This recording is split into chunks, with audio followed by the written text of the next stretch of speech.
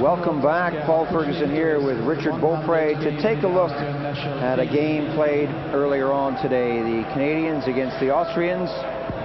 And the Canadians with a lot of NHL firepower over here. The Austrians with one or two Canadians of their own, but really not of the same caliber.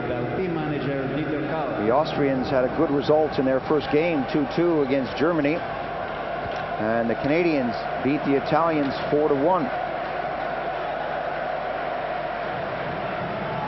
Remember that the top 4 teams in each group of 6, there are 12 teams in the competition, and the top 4 teams will play off in the medal round, and the bottom 2 teams of each group will fight to avoid relegation. You can see that we have a lot of well-known names. Jason Arnott, the candidate for the Rookie of the Year out there. Shane Corson, Paul Correa, the youngster who will eventually go to Anaheim, Luc Robitaille from LA, Joseph Sakic, and Nelson Emerson, Brindamore, Kelly Buchberger. A lot of experience on this Canadian team and some guys with wheels.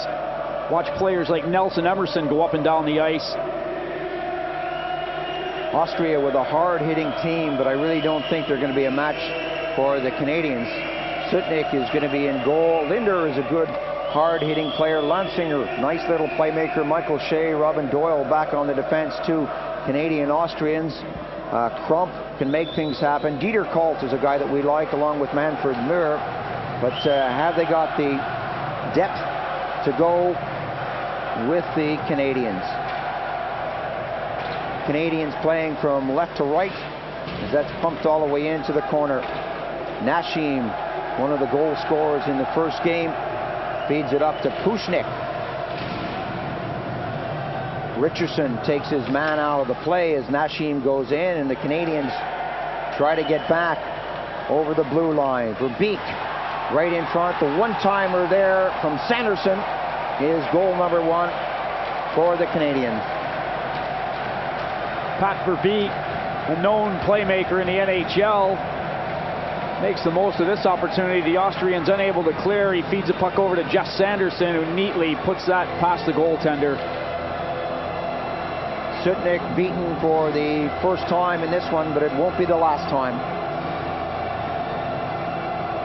Canadians a little bit too quick for the Austrians up front. Canada, as I said before, have got guys with wheels.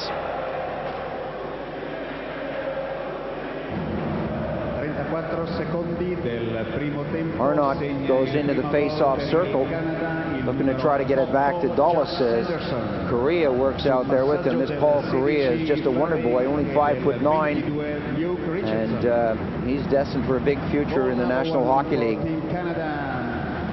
By number 8, Jeff Sanderson, scoring by number 16, Verbeek, and number a handful of seconds gone on the first period. Time 34 seconds in the first period. Takes the pass up on the wing. Lansinger loses out in neutralized territory, and the Canadians grab control in their own zone. Canada with a hard-hitting, fast-moving squad as Korea dropped that back. The pass was deflected away, and Canada started up again. Arnott tries to feed it through, working with Korea.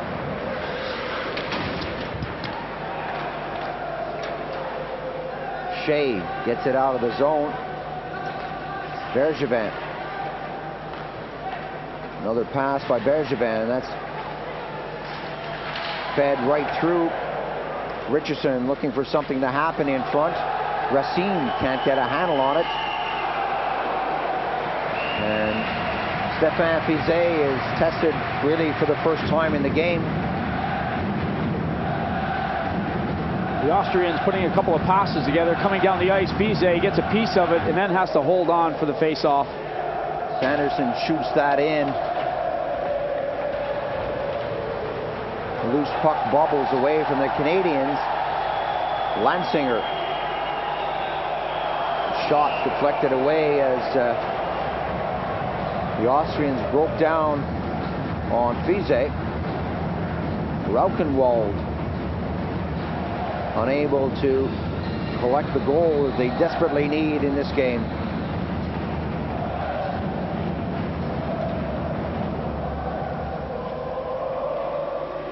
As I said, we're taking a look at the highlights of this game between Canada and Austria played earlier on. The Canadians are leading at 1-0 with a goal from Jeff Sanderson.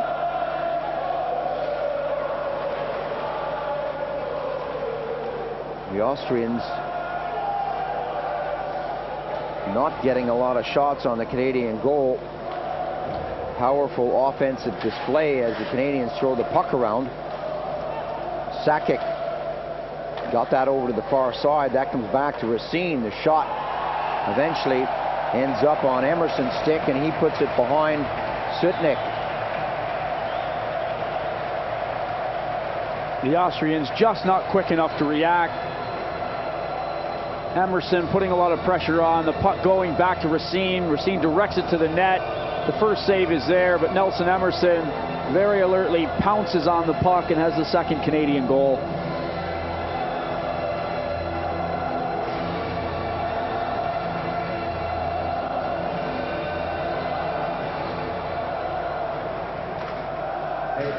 The Canadians, like one or two other teams in the competition, are waiting for other players to come over from the NHL.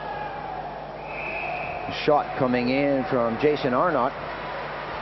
Very solid rumors that Steve Duchesne's on his way. Brendan Shanahan and Steve Thomas, three guys that wouldn't hurt any lineup. Well, Steve Thomas was born in Britain, but he's going to the Canadian lineup and not to the British lineup. I don't understand that.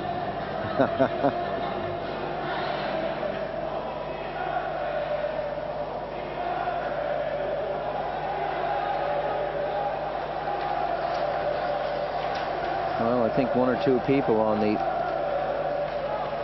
Great Britain side think that this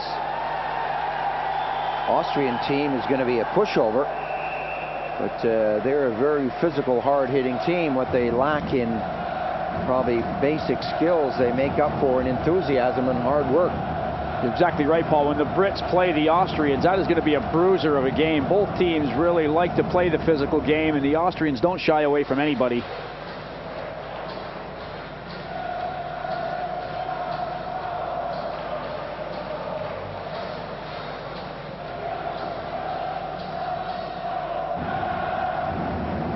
Still action in the first period. Here are the highlights of this one as Burton gets it away. We know the score to this, but we're not going to tell you. The Austrians struggling in the first period to get quality shots on goal as Nashheim, one of their better players, loses control. Play goes down the other end of the rink, and young Paul Correa picks up his first goal of the game. Nifty little forward Paul Correa, who had so many options after the Olympic Games, elected not to go to Anaheim. Had a trip out there, took a good look around, saw the figures being offered, and I'm sure will put on an Anaheim shirt next year. Could have gone back to the University of Maine to help them in their quest for a national title, but has elected to come here with Team Canada. I'm sure that George King and Tom Rennie aren't unpleased with that decision as Correa puts the third goal in the net. George Kingston and Tom Rennie, being the coaches of the Canadian team, have put this team together, much like the American side, who have had players coming out of various clubs and teams around the country to come together for this World Championship tournament. Well, the Canadians scored 3 goals in the first period, and that's all the scoring there is.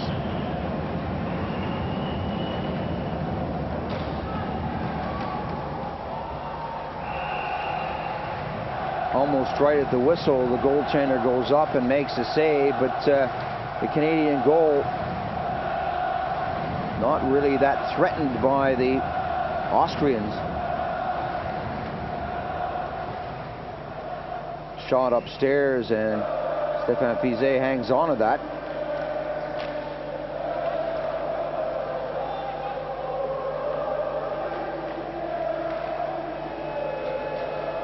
So a good score line for the Canadians, 3-0. Some positive play from them, and not a bad performance from the Austrians. The Austrians, knowing they were the underdogs, just coming out, trying to grind it out.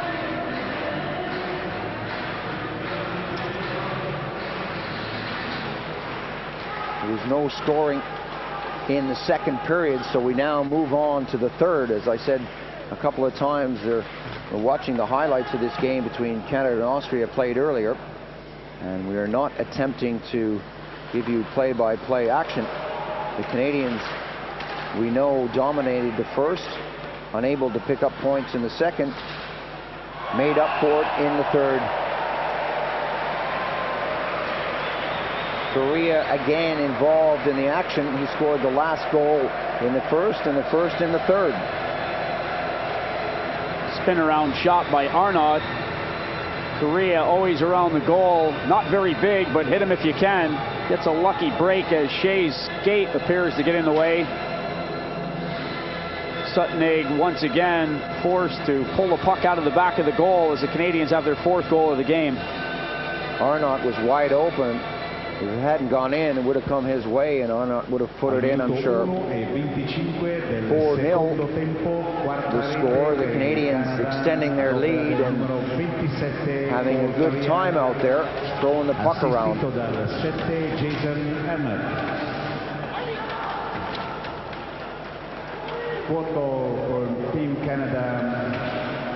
Korea again moving right in on goal.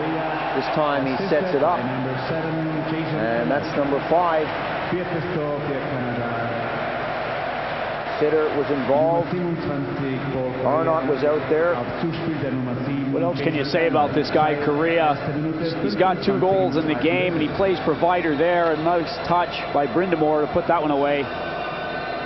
Sutton looking like an octopus on the ice.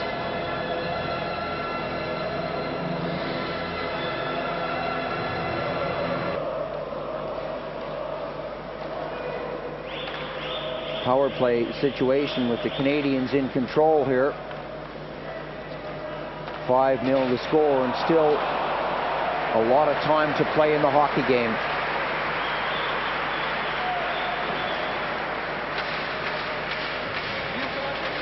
Brindamore trying to work it out from the corner. A break now for the Austrians, and that's number 1 for them. Manfred Mira lets the slap shot go. Blake having a chance of his own at one end of the ice, trying to get back into the play. Rob Blake takes his man out, but Muir cashes in as he's the guy left there. Gets the shot away. Fize is beaten.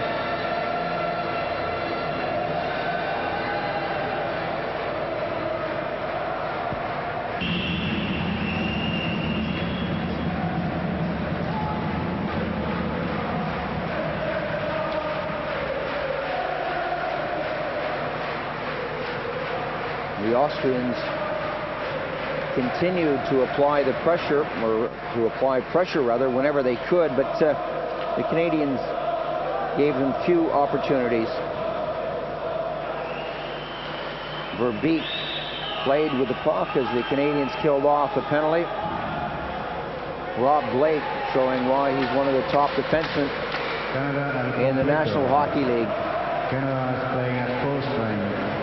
Big shot there from Sackett. Canadians playing at full strength with Blake throwing it up. And Ricci working with Robitaille. Robitaille taken out of the play and then getting a chance. Just misses the top of the net. But for most of this game, I think it's fair to say that the Austrians were chasing. The Canadians were in control. Canadians a much stronger skating team, and able to play more of a physical game than the Austrians, although the strength of the Austrian game is just to try and bump and grind.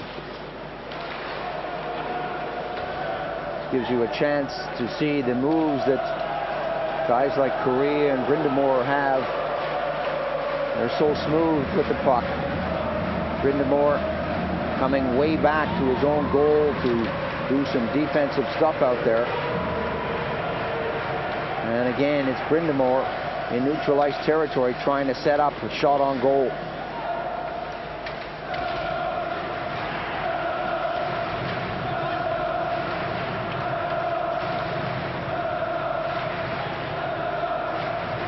We've shown a couple of games now with the Canadian highlight package, but haven't gone live with them yet, and I'm looking forward to the time when we do.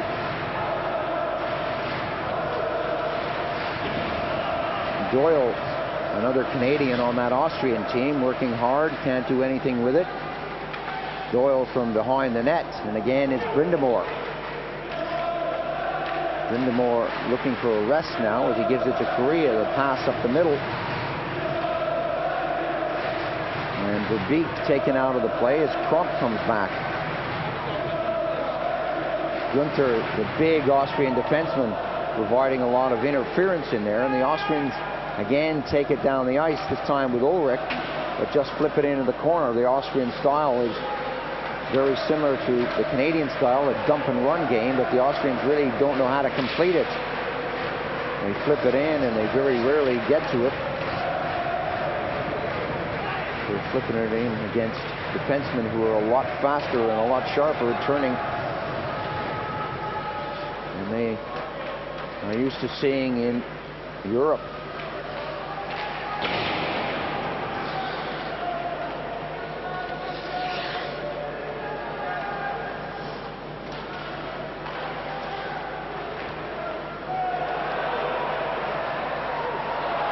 Excellent stuff by the Canadians. This time it's Shane Corson moving in on goal. We're coming now to the final 4 minutes of the hockey game. Canada gradually putting their game together out there. Remember, a lot of these guys have come from different teams. Shane Corson having a good shift. Burton eventually getting in to try to break it up. That failed. The backhander was held by Sutnik. It does take a while for these teams to settle down. As I said, they haven't played together a lot, coming from different teams, whereas the European teams have had time to work their systems. A lot of the European teams have had a few friendly matches in the past few weeks. The French, the Austrians, the Russians have had a couple of games. You're right, Paul, the Americans, the Canadians, it's a little tougher for them as they await players who are in playoff situations. It was even hard for the British as their regular season and then their playoffs went right till the wire, coming over just a day or two before these games started.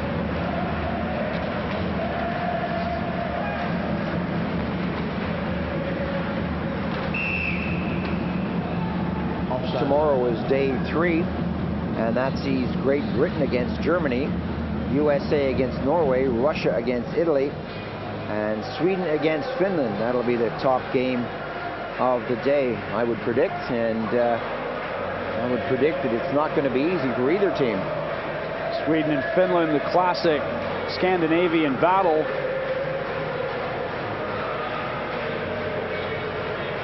Is that all you're going to say? I was waiting for your comment there. You were looking at me like you wanted me to pick who I think will win, because I know you're going for Finland, Paul. I'm not going for anybody. I'm impartial. Strategically, you think Finland are going to come away with the victory. I'm going to leave it at that. And Great Britain against Germany. I think the British learned a lot against the Russians. It's going to be a grinding game for them. The Germans are a tough team, but they're a new team as well, having replaced a lot of the veteran players with some young guys, so that'll be a good game. USA, Norway? The US will beat Norway. The Norwegians have got a little momentum in their dramatical draw against the Swedes in their first game, but I don't think they've got the strength to hold up against the Americans. And the Russians should beat the Italians. I'll save you the embarrassment of making a mistake on that one. It's just what I like about you. You're always covering up for me and making sure that I don't get in a bad situation. Thanks a lot. I don't want you to get any adverse fan mail out there. We're still watching the highlights of this game. Don't ask me why. 5-1 is the score, with the Canadians going up and down the ice against the Austrians. Nothing really much happening out there, but it is a game that has been played in the World Championship, and we are happy to bring it to you. And that's number 6. And number 3 for Paul Kariya. This guy seems to get better and better the more we see him. The 6th goal against Sutnik. Kariya strategically placed, puts it upstairs. Canadians controlling once again. The puck is thrown across nicely. Number 18 giving Kariya the pass. That's Nelson Emerson. Kariya putting it away very easily for Canada. George Kingston in the background really doesn't give much away, but he must be happy that his team is heading for its 2nd consecutive win. The Austrians, after a strong performance against the Germans in that 2-2 scoreline, know now that they've been in a hockey game. Assisted by number 7, Jason Arnott. Time 17:28, third period. 17. Minute 28 im dritten Drittel. 6. Tor für Kanada durch die Nummer 27, Paul Kariya. Auf Poster Nummer 7, Jason Arnott. Final 2 minutes of the game as Robitaille tries to set up another one. 2 minutes to go. The Canadians will look forward to receiving even more support from the National Hockey League, and perhaps even picking up a medal in this competition. We know that the Russians are going to be tough after seeing them today. The Finns and the Swedes are always there. The Czechs got by the French, but they have a very, very strong side too. So it should be a very tough competition for about 5 or 6 clubs. I forgot to mention the Americans in their first game against the French. They look very sharp. So those are the teams that I feel will go through to the final 8. There's a lot of talent in these games and a lot of teams that showed some promise in the Olympics. A few of those teams, a bit of a disappointment. They'll be looking to improve upon their performance and come up with better things during these World Championships. It's still early going yet, though. A lot of the teams are trying to find their stride. They will get better as things go on. They're still working on the line combinations as well, aren't they? Well, they certainly are. And I mean, how do you make the comment that teams are trying to find their stride? We're here at the end of April. A lot of these guys have played close to 100 hockey games this year, but it's all different when you get to a tournament like this and you are playing with different players and it's a new team for you. It's a new experience altogether. And they are competing against guys who are being thrown together, and the line combinations change on a daily basis with some of these clubs. Last minute of play, 6-1 the score. The Canadians with their 2nd victory of the competition. Almost number 7, but that didn't happen. Sanderson went in quickly, thought he had a goal. Some good stuff by Ricci. Sanderson, but it really wasn't to be.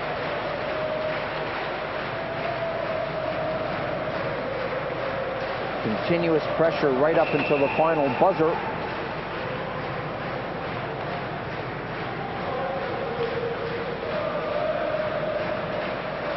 Penalty in the dying seconds of this game didn't help the Austrian cause.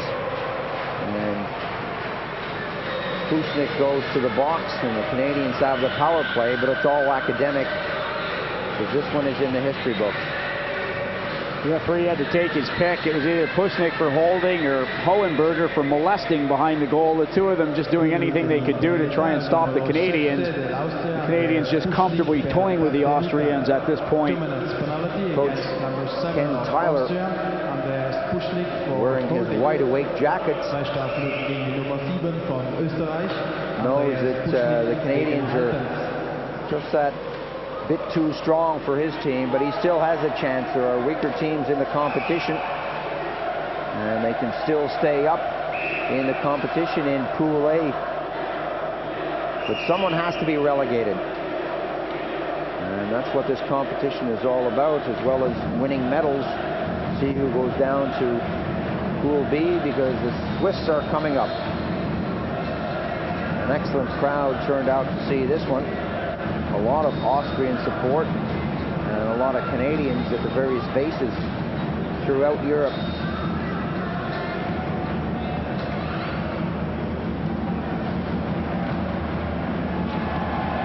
Final shot on goal right at the buzzer, but the final score 6-1. The Canadians with a good performance over the Austrians. And that's the way it ends for this game. We're going to have some more highlights in a moment. Great Britain against Russia, and then France against the Czech Republic. Great Britain and Russia was a game that was played earlier on today. A lot of interest in Great Britain, as you would expect. It's their first time in over 30 years in Pool A. They've come from Pool D in 5 years to Pool A, and they had a lot to prove. We'll be back with that action.